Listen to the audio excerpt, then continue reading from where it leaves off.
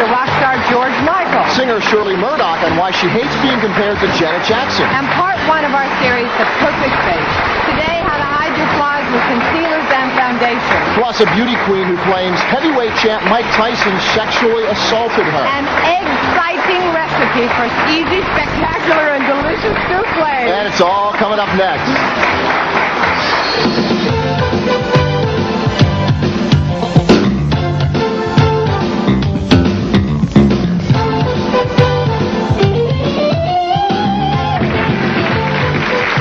Here they are, your hosts, Linda Dano and Jerry Penacoli.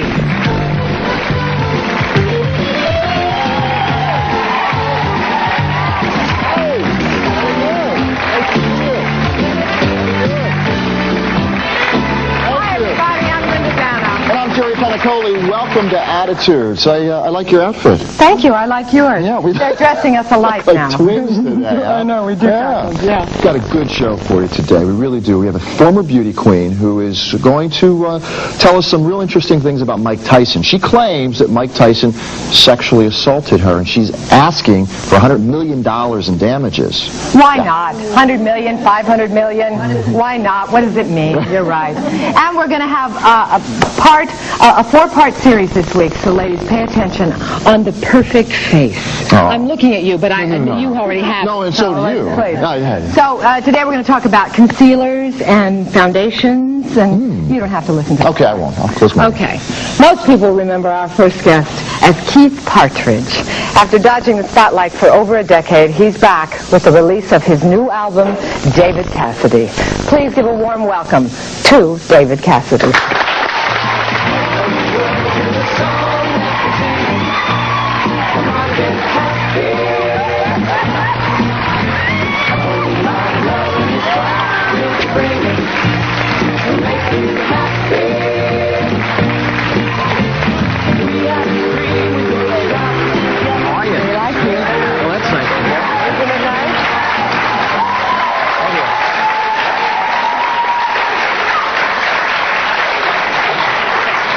Been missed. Thank you very, very much. I'll give you that fin I told you about. Yeah.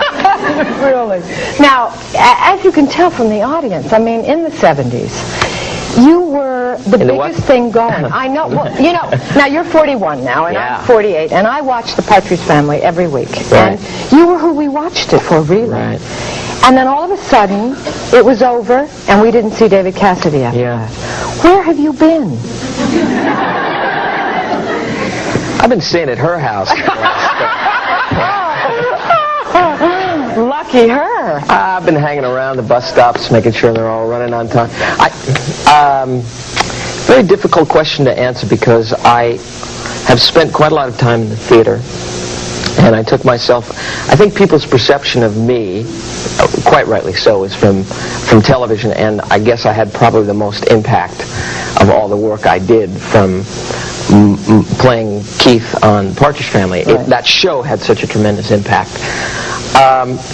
It's as a result of that I lost my own identity. Did you? Yeah, very much so. And I worked 18 hours a day, and I found myself at 25 saying, you know, this has been going on now for 5 or 6 years, and when you're on the back of bubblegum cards and comic books and lunch boxes and pillowcases and all that stuff. You can't get away from yourself. It's kind of hard to take yourself really seriously. Yeah. And I really was a serious actor at one point. And being a musician is something that I loved doing, and I loved playing when I was in high school and a teenager growing up, but I never actually thought I'd get a chance. I had no idea what was going to happen to me. So it was a very difficult, as great as it was to be that successful, it was a very difficult pill for me to swallow. And I found it difficult, I guess, being as young as I was, to be able to cope with people having that almost godlike sort of like hero worship, and not feeling really worthy, not feeling like I deserved that kind of adulation. I'm just a guy. This is just what I do. I love the fact that people loved that I did it, but I'm not sure I really wanted them to love me that much, you know. Yeah. I wanted to be successful. I grew up thinking, well, if you're good at what you do and you work really hard, someday you're going to become successful. And it just happened for me so quickly and so young. I wasn't prepared for it. Now, you've just come out, or this last year, with a new album, Right. David Cassidy. Right. Was there a lot of difficulties in making an album? I mean, it's sort of in a way like starting all over again. Well, it's very much like starting Yeah. over. For me, being away for so long, I tried, just chronologically, I did a world tour where I played stadiums and things, and there was a lot of sensationalism about it that I was retiring, and I did actually retire at the ripe age of 25, and I was burned emotionally. I had no idea of really what I wanted to do. I was wealthy and I was successful, and I couldn't walk down the street without people. It embarrassed me being so famous. I'm not apologizing for it. I feel real lucky. I feel really blessed. But it wasn't the way I wanted it. I didn't want to be that guy. I wanted to be looked at as a serious actor, and I got a chance to make records, and I became very successful. And I love the fact, during the period of time, people always have a misconception now when I talk about it, like I'm talking about it was a bitter, bad experience. It was great. You have no idea how much it means to me now to get. I used to be able to get as close as there would be maybe a 10, 15-foot wire mesh between the audiences that I would play in the stadiums or arenas and security guards. And I get to see those faces and see what it was like. All the rest of the time I was working on the set or making records, and I would go out and tour. That was the most joy I had in that experience, because I really got it from the people. Now when people come up to me and say, I just want to tell you, you had such an impact on my life. It really means a lot to me. I get a lot from it. Now, you also, in that whole mix when you were a kid, had a couple of families going. You had Shirley Jones, who married your dad, Jack Cassidy, and then Shirley got a divorce from your dad. I had my real mother, who I was and with. your real mom. Right. Was it tough for you? I mean, did you have one or several you could go to as a role model? Well, I would have to say it was very difficult, not because my father and I had a difficult relationship. I loved him and idolized him and worshipped him as most boys do with their fathers. And my dad was an extraordinarily charismatic, artistic, vulnerable, volatile, brilliant guy.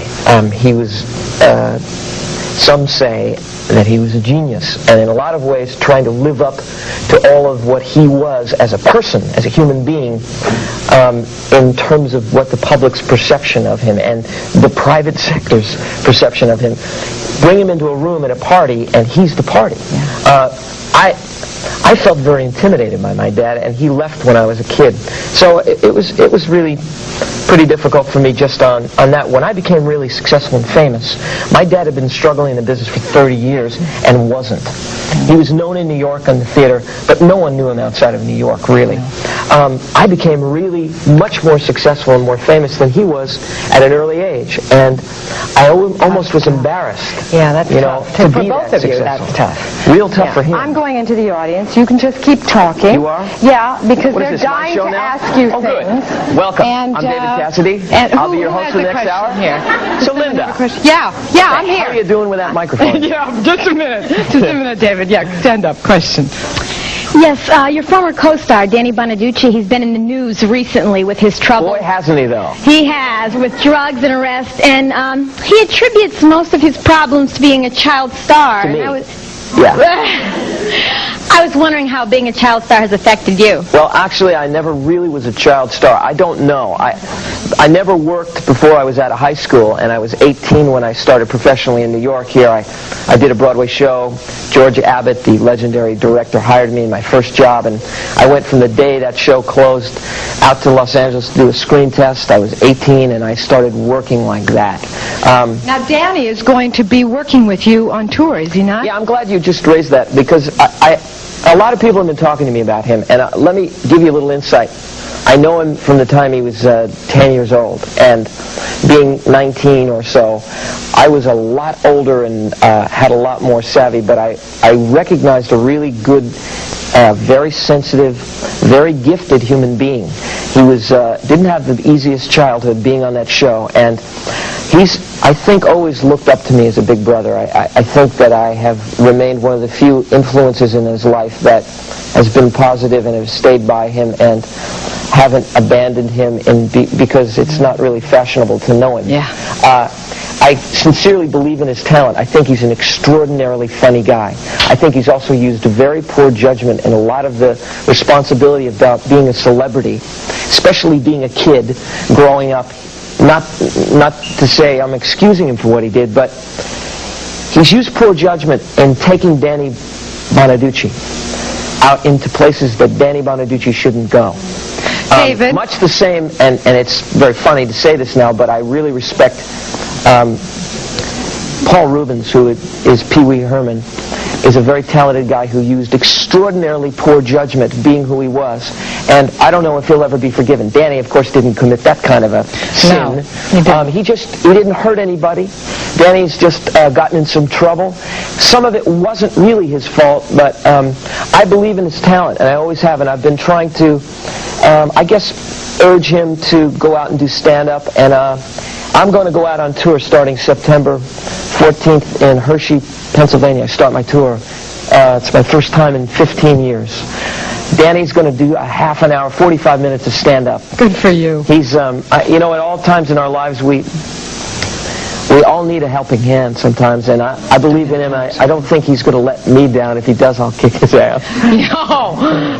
I hope no. he's listening right now. I think he's a very talented guy, and I think that a lot of people want him to win, not only myself, and I think that you'll see. He's got an article in Esquire that he wrote this month that's hysterical, and if I can be of some help to him now, I'll feel good about it, and I know that he won't disappoint me, at least creatively, and I hope he doesn't disappoint you. David, Come and see us. We think it's wonderful that you're back. Good luck with your tour, with the album. Thank you. Everybody, David Thank you. Cassidy. Gary?